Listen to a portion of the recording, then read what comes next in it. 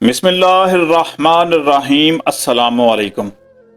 पहली उम्मतों में एक बादशाह था जो खुदाई का दावा करता था और एक जादूगर उसके दरबार में बहुत ही मुकर्रब था। एक दिन जादूगर ने बादशाह से कहा कि मैं अब बूढ़ा हो चुका हूं, लिहाजा तुम एक लड़के को मेरे पास भेज दो ताकि मैं उसको अपना जादू सिखा दूं और उस जादू की वजह से अपनी हुकूमत अच्छे तरीके से चलाते रहो। चनाचे बादशाह ने एक होशियार लड़के को जादूगर के पास भेज दिया। लड़का रोजाना जादूगर के पास आने जाने लगा, लेकिन रास्ते में एक ईमानदार राहब रहता था। लड़का एक दिन उस राहब के पास बैठा तो उसकी बातें लड़के को बहुत पसंद आईं। चनाचे लड़का जादूगर के पास आने जाने में रोजाना राहब के पास बैठने लगा और अल्लाह पाक की वहदानियत का दर्स लेने लगा। उसका अल्लाह पाक की मोहब्बत में इस तरह दिल लगा कि उसने अब जादूगर के पास जाना छोड़ दिया। एक दिन लड़के ने देखा कि एक बड़ा और खतरनाक जानवर लोगों का रास्ता रोके खड़ा है।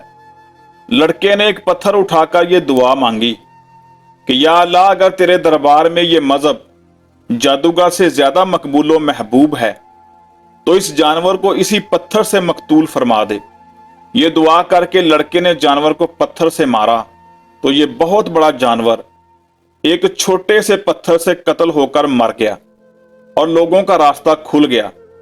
लड़के ने राहब से यह पूरा वाकया बयान किया तो राहब ने कहा, ऐ लड़के, खुदा के दरबार में तेरा मर्तबा बुलंद हो गया है, लिहाजा अब तू अन करीब इम्तहान में डाला जाएगा, इसलिए किसी को मेरा पता ना बताना और इम्तहान के वक्त सब्र करना।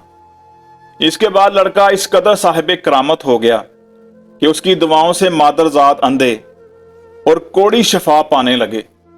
रफ्ता रफ्ता बादशाह के दरबार में इसका चर्चा होने लगा तो बादशाह का एक बहुत मुकर्रब हमनशीन जो अंधा हो गया था उस लड़के के पास बहुत से हदिया और तहाइफ लेकर हाजिर हुआ और अपनी बसारत के लिए दुआ का तालब हुआ।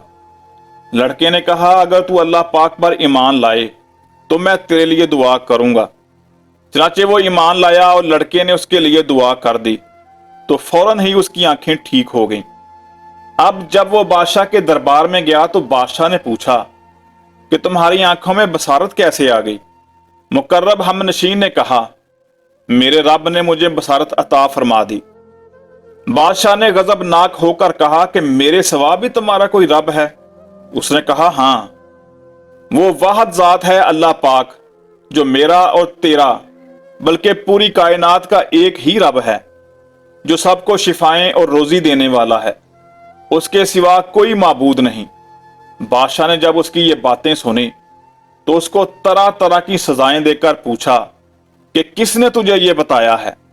उसने लड़के का नाम बता दिया। बादशाह ने लड़के को कैद करके इस कदर मारा कि लड़के ने राहब का नाम बता दिया। बादशाह ने राहब को गिरफ्तार करके उससे कहा, तुम अपने इस अकीदे को छोड़ दो और मुझे ही रब मानो। मगर राहब ने साफ साफ इनकार कर दिया कि मैं अपने इस अकीदा पर आखिरी दम तक कायम रहूंगा।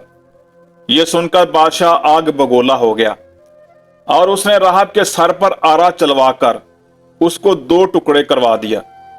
इसके बाद बादशाह ने अपने मुकर्रब हमनशीन के सर पर भी आरा चलवा दिया। फिर लड़के को सिपाहियों के सुपुर्द कर दिया और हुक्म दिया कि इसको पहाड़ की चोटी पर चढ़ाकर ऊपर से नीचे लुढ़का दो।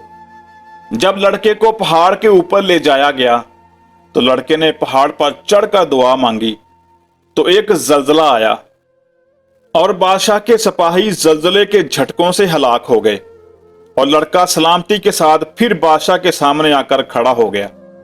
फिर बादशाह ने गैज़ो गजब में भरकर हुक्म दिया कि लड़के को कश्ती पर बिठाकर समंदर में ले जाओ और समंदर की गहराई में ले जाकर इसको समंदर में फेंक दो। चनाचे बादशाह के सिपाही इसको कश्ती में बिठाकर ले गए। फिर जब वो गहरे समंदर में पहुंचे तो लड़के ने अल्लाह पाक की बारगाह में फिर दुआ की तो अल्लाह पाक ने कश्ती को तबाह बर्बाद कर दिया और कश्ती गर्क हो गई। सब सिपाही हलाक हो गए और वो लड़का सेहतो सलामती के साथ बादशाह के सामने फिर आकर खड़ा हो गया। बादशाह हैरान रह गया। बादशाह ने कहा कि तू मरता क्यों नहीं? लड़के ने बादशाह से कहा कि अगर तू मुझको शहीद करना चाहता है तो उसकी सिर्फ एक ही सूरत है कि एक जगह पर तमाम शहर के लोगों को जमा कर, ताकि तमाम शहर के लोग मुझे शहीद होता हुआ देखें।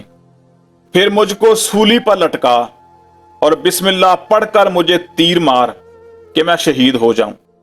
चनाचे बादशाह ने ऐसा ही किया। पूरे शहर में ऐलान करवा दिया और एक दिन मुकर्रर कर दिया कि फलां दिन तमाम शहर के लोग फलां मैदान में जमा हो जाएं। मुकर्ररा दिन आन पहुंचा।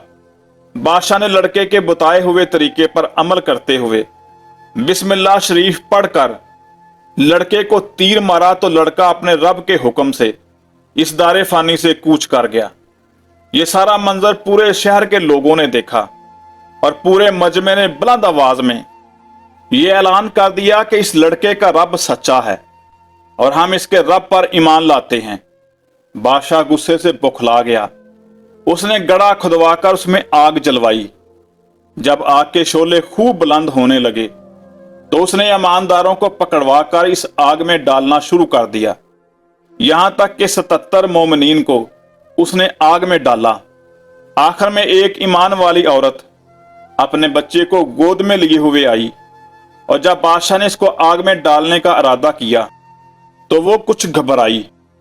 तो उसके दूध पीते बच्चे ने कहा, ऐ मेरी मां, सब्र कर, तू हक पर है। बच्चे की आवाज सुनकर उसकी मां का जज्बा ईमानी बेदार हो गया और वो मुतमिन हो गई। फिर जालिम बादशाह ने इस मोमना को इसके बच्चे समेत आग में फेंक दिया।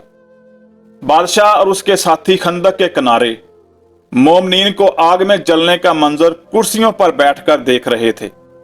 अपनी कामयाबी पर खुशियां मना रहे थे और कह के लगा रहे थे कि एकदम कहरे इलाही ने जालिमों को अपनी गिरफ्त में ले लिया।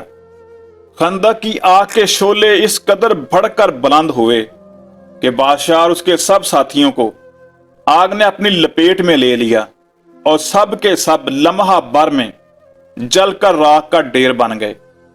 और बाकी तमाम दूसरे मोमिनीन को अल्लाह पाक ने काफर और जालिम के शर से बचा लिया। इस वाकया से यह हदायत का सबक मिलता है कि अमूमन खुदा की तरफ से इम्तहान हुआ करता है और बवक्ते इम्तहान मोमिनों को बुलाओं और मुसीबतों पर साबर व शाकर रहना, यही इस इम्तिहान की कामयाबी है।